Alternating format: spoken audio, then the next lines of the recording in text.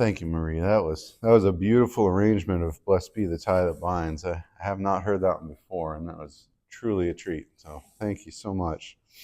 Now, really, I love beautiful music, and that's one of the things. We look around us, we see this beautiful sanctuary that we're in with all the stained glass windows, and you know, I often hear critics of Christianity and especially of Catholicism. We talk about these big stone cathedrals that they build. uh, it's such a waste of money. Now, how that could all be used for, helping the poor and things like that. And what was it Jesus Christ said to Judas when he was criticizing the woman for coming in and using that expensive perfume to anoint Jesus Christ? He said, the poor will always be with you, but you're glorifying and honoring God with this gift, and it's a beautiful thing that she has done for me. And I saw recently in the news that they just are finally putting the final touches on the Familia Sagrada Familia, I think it is in Portugal. I believe it's Portugal. I'm going to get this totally wrong, but it started by Anton Gaudi, who was an architect from back in, I think, the 1800s. Started this beautiful cathedral that was to be built based kind of off of nature. And so it's got a very, very unique look to it. And if you haven't seen pictures of it before, I recommend you go look it up on Google. It's just absolutely fabulous. And I think it's the tallest cathedral in the world now. Once they finally put the last pieces on the top of it, I think there's a glass cross or something that's going on the very top spire of it. But it's, I've seen on my Facebook feed all these scrolls of pictures of the insides of cathedrals. And it's become kind of a common thing where people post the pictures of these fabulous cathedrals on the inside with all of the stained glass and the carvings and the stonework, and say, this was built by uneducated men. And there's some truth to that. And a lot of the masons and the people that were artisans that worked on these, they were not, what we would consider today to be people who were professional scholars and had gone to school for these kinds of things, but they were giving their talents to God to glorify Him. And the beauty that we see when we walk into a cathedral, it's the sight and the sound of the music and everything. It's beautiful to all of our senses. And the same is true with our sanctuary here. We're surrounded by beauty, the beautiful woodwork and the beautiful stained glass and the music and everything. I've got some water. Thank you. I'm still fighting a little bit of a chest cold, so I've got still some stuff going on in here. We'll get through it. Don't worry. So, all that to say, that beauty is from God. And when we create things that are beautiful for Him,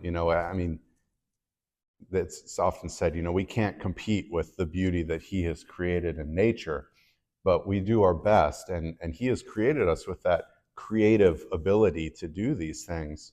I spent quite a bit of my early life as an artist and did a lot of animation and things like that, where I was doing a lot of artwork. And it's hard to duplicate the kind of beauty that you see in nature, and yet we still strive to. We want to.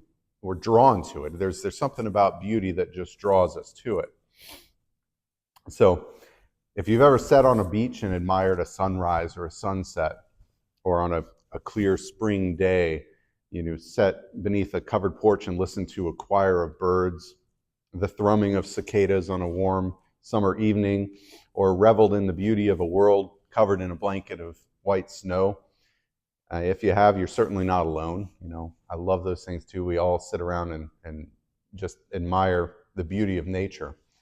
And all around this world, there are breathtaking vistas and beautiful landmarks that draw millions of visitors a year simply to look and see. People come just for the sights. We were blessed to take a road trip out in 2023 out to Washington to visit with Tisha's parents. And on the way back, we made it a point to hit as many of the national parks as we could in between Washington and Virginia.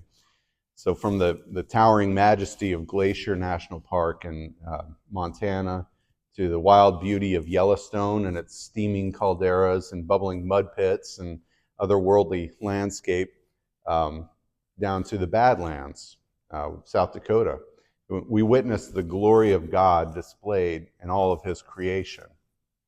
Now, as a child, I loved summer more than any, probably because it was when my birthday was, but we got out of school and, we would spend those nice mild summer nights chasing fireflies around the yard and catching them, putting them in jars, and when we would get tired of that, we would lay down in the grass and we would look up at the stars. And I remember just, spending so many nights in my summers just looking up at the stars and marveling and wondering about what's out there, and just admiring the beauty of it, watching for shooting stars and everything. Abraham Lincoln once wrote, "I can see how it might be possible for a man to look down upon the earth and be an atheist, but I cannot conceive how he could look up into the heavens and say there is no God." And I think we've all come to that conclusion. Anyone who's spent an evening just stargazing can certainly resonate with that thought. Now, the heavens have been inspiring poets and artists all throughout human history. Even King David wrote in Psalm 19, "The heavens declare the glory of God, and the firmament shows his handiwork. Day unto day utters speech, and night unto night reveals knowledge. There is no speech or language where their voice is not heard. Their line has gone out throughout all the earth, and their words to the ends of the world. In them he set a tabernacle for the sun, which is like a bridegroom coming out of its chamber, and rejoices like a strong man to run its race. Its rising is from one end of heaven, and its circuit to the other end, and there is nothing hidden from its heat." So even King David, was an admirer of God's vast beauty, and I'm sure he spent many nights, especially when he was on the run from Saul, out in the Judean wilderness at night, just staring up at the stars. I think that's something a lot of us kind of, and nowadays we're a little bit separated from that because we've got our beautiful homes that we like to sleep in that are nice and climate controlled and they're warm beds. But, back then a lot of people did sleep out under the stars, and it would be a constant reminder to them that we're surrounded by this beauty that just surpasses all ability of humans to recreate. So our God is a God of vast beauty, and we, like Abraham Lincoln, sometimes we lose sight of that when we witness the atrocities of humanity. We're confronted daily with news of wars and murders and drug abuse and violence, gender confusion, sexual perversion from those in power. Last week we looked at God's strength and his might, and one might argue that there is more masculine aspects of God. But we shouldn't overlook the fact that God also created women and motherhood and, yes, beauty. And while he can sometimes be powerful and frightening and majestic, he often appears gentle and calm and peaceful, as he did with Elijah. He came as a still, small voice that spoke to him. Now, this is not to undermine the fact that God refers to himself in the masculine form.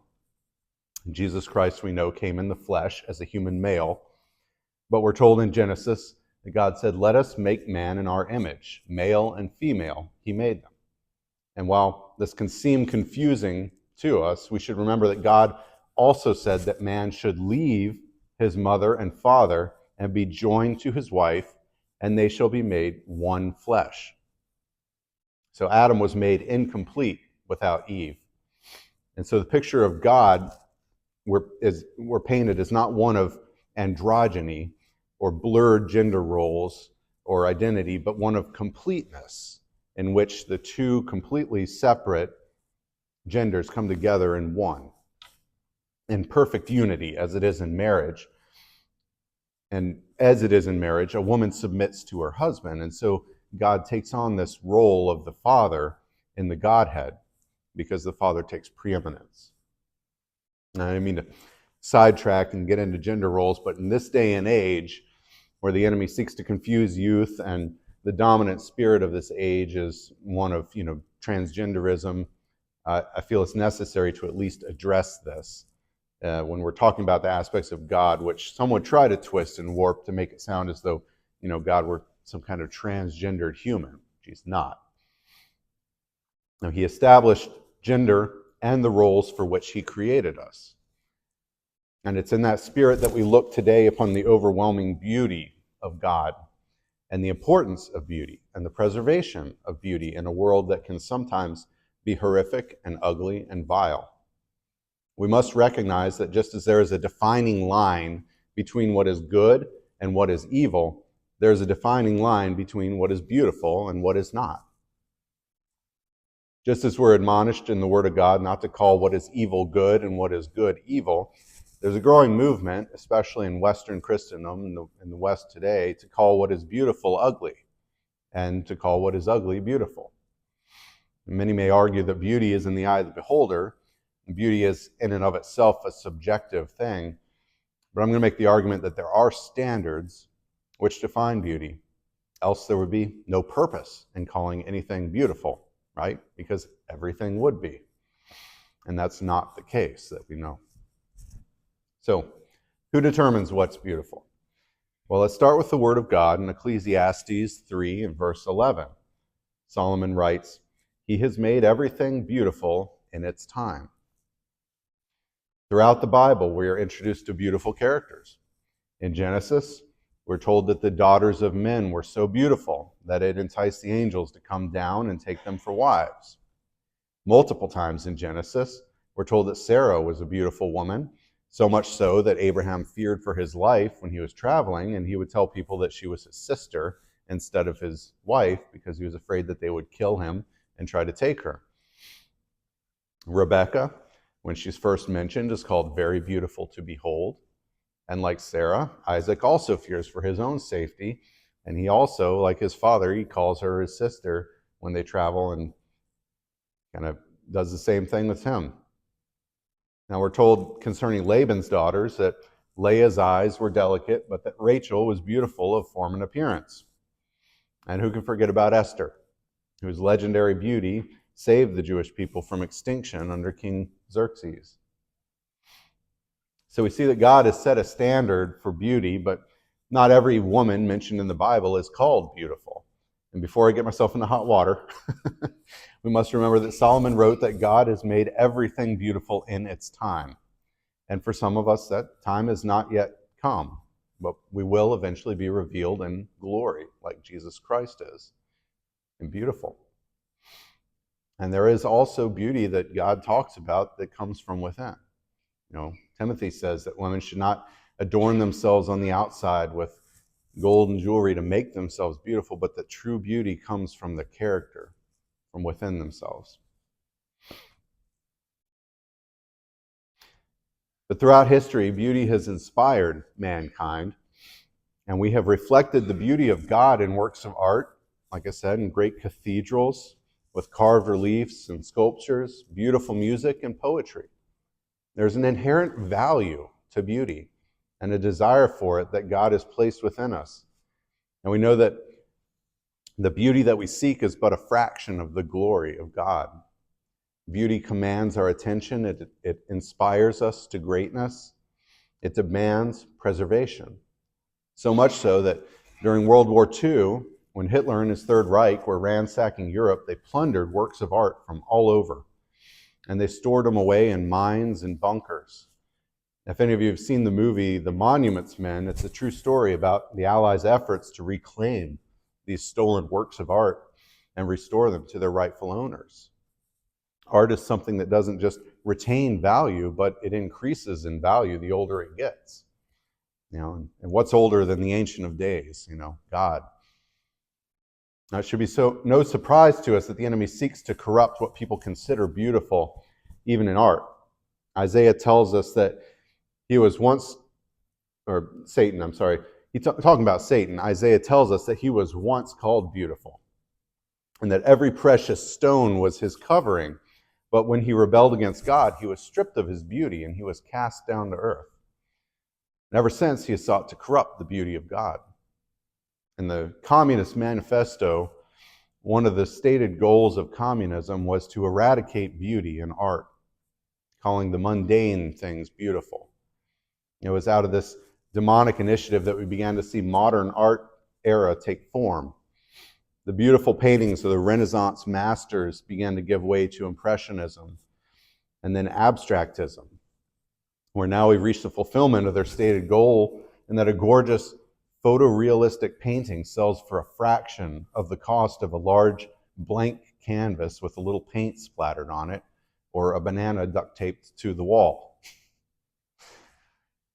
Yes, that was a real thing. Sold for what, $2 billion or something like that? So nothing that man can create, and even the glory of nature and heavens cannot compare with one thing God has made beautiful above all others, and that's children. It's an undeniable truth that babies are beautiful. You see, there are many aspects to beauty, and innocence is, I believe, chief among those. The purity of a child, its vulnerability and helplessness, endear us to them. And God is built into us, just as He has set eternity into our hearts, the love for children and the desire to defend them, take care of them. There's a popular country song by Lone Star, and I'm probably going to choke up while I'm reading this, so bear with me. By Lone Star, and it goes like this: "The only ground I ever owned was sticking to my shoes. Now I look at my front porch and this panoramic view.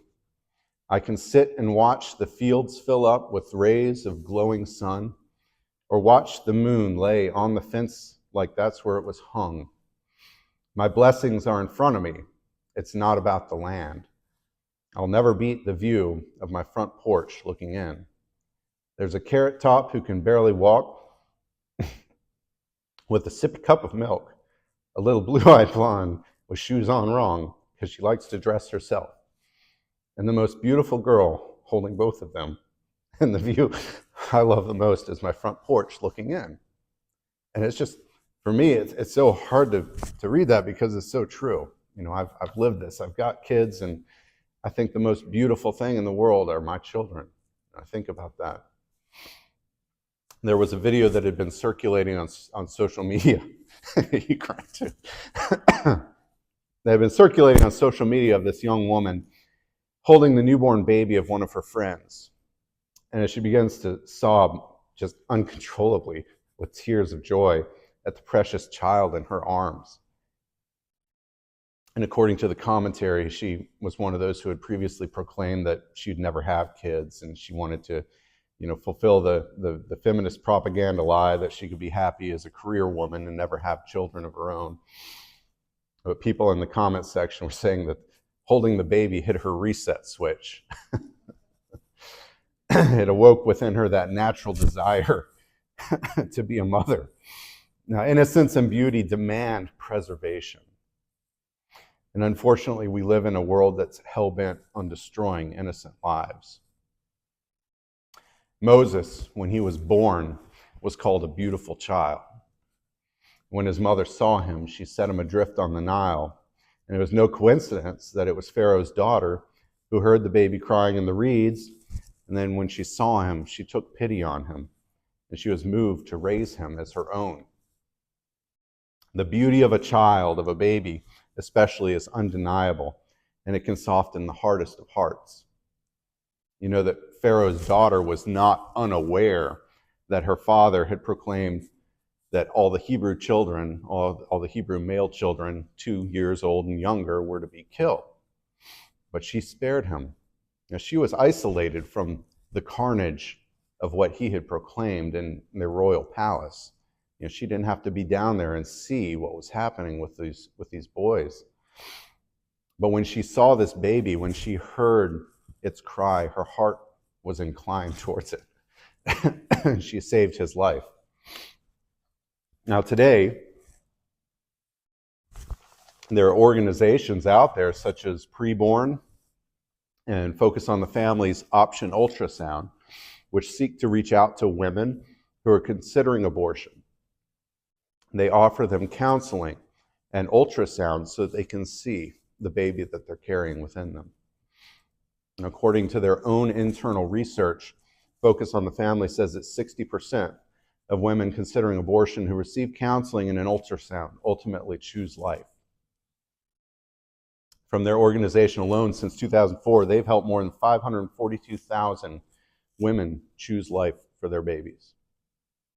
See, the enemy seeks to dehumanize that precious life within the womb, the one of which David writes in Psalm 139, verse 13 and 14, "For you created my inmost being. You knit me together in my mother's womb."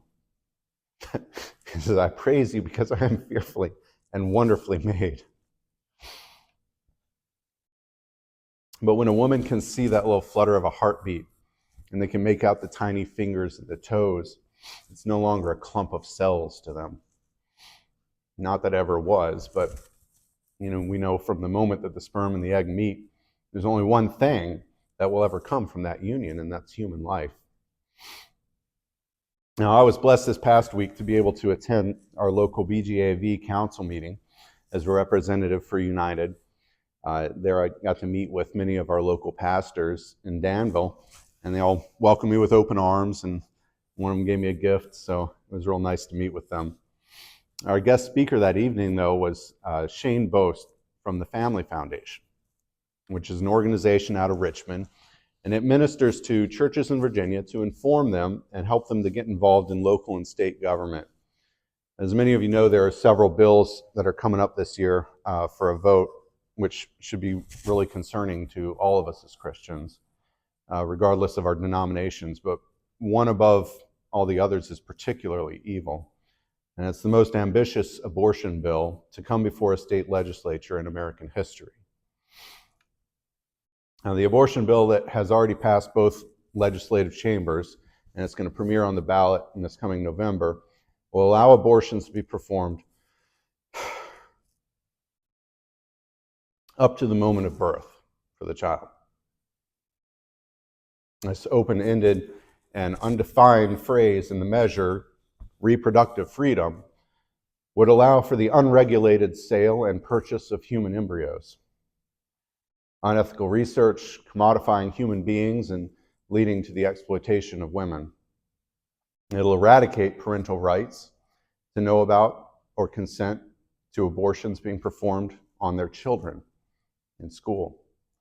It'll open the door for transgender surgeries to be performed without parental knowledge, and babies who survive abortion attempts will not be given reasonable life-saving care. Abortionists will be legally allowed to deliver a baby and let it die on a medical table, and no longer require abortions to be performed by qualified individuals. Not that there are qualified individuals to murder someone, but it removes fear of prosecution from those who attempt to do abortions on their own or to have them done through a third party, not a healthcare provider. As Christians, we're mandated to stand up for those who are defenseless and to stand against the evil that's done in our land. And we've been granted a voice in our government, and we're expected to use that voice to object to these measures when they come up for a vote. On a positive note, just this past month, the city of Lynchburg established itself, I think it was actually just this past week, the city of Lynchburg established itself as an abortion-free zone. It regulated that no abortion clinics could be set up within the city. Now, this measure came up for a vote at the city council. There were 3.5 hours of over 60 people who came forward to testify in support of this measure. There were only about 5 who opposed it.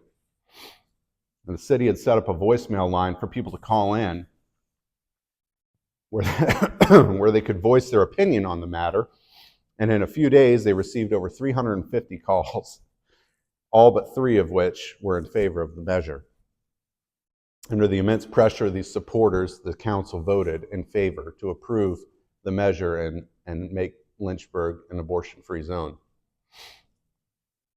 Now, this didn't happen by accident. The Sunday prior to the vote, Jonathan Falwell at Thomas Road Baptist Church made an announcement to his congregation that this vote would be taking place. he urged his congregants to show up in support of it. And he posted the phone number for the voicemail line on the projector screens for his members to call.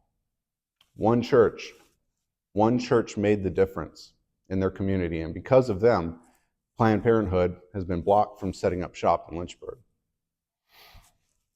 Now, of course, if this abortion measure passes the general vote in November, even the city of Lynchburg will not be able to prevent abortions from taking place at private practices within the city limits.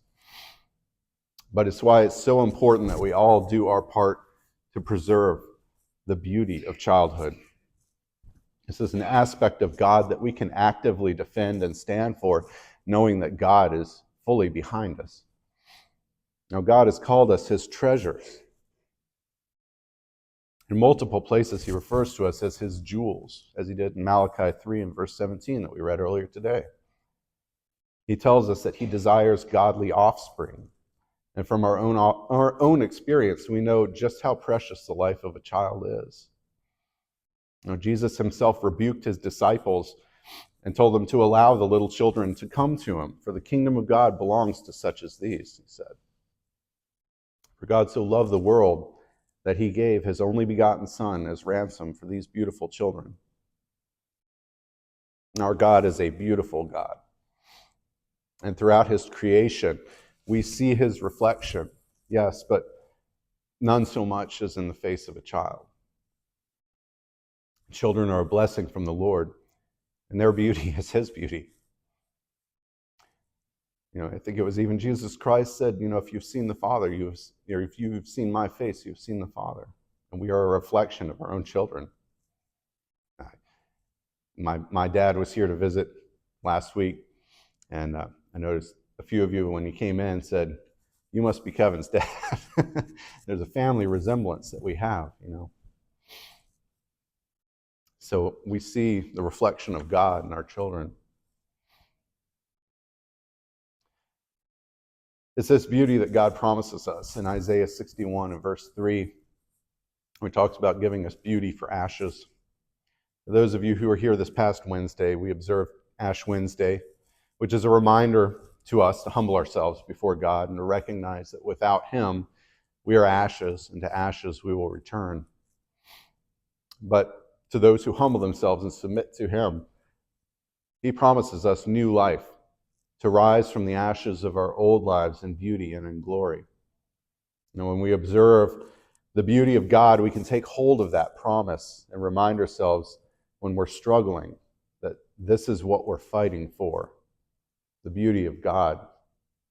It was a line from The Lord of the Rings when Sam and Frodo are on the slopes of Mount Doom and they're about to finally complete their quest, and they've been beaten, they've been starved, they've gone through the ringer, and they're just running out of steam. And Frodo's saying, I can't do it, I can't go on any further, and Sam's trying to remind him of all the things that they're fighting for. He said, it'll be spring soon, and the strawberries will be coming out, and they'll be cutting the hay in the lower fields, and do you remember these things? Do you remember there's something good in the world that's worth fighting for? And ultimately, it's that thought of what they're fighting for that urges them to continue on and to complete their quest and to finish. And it's the same with us. We have to keep in mind what we're fighting for. We have to keep that beauty of God, that the beautiful vision of heaven that we have in our minds and our sight, so that we can continue on when things get difficult. Beauty inspires us to continue on, and it commands us to preserve it. And we have the beauty, we have the promise of that beauty to come through the restoration of all things in Jesus Christ. Let's pray.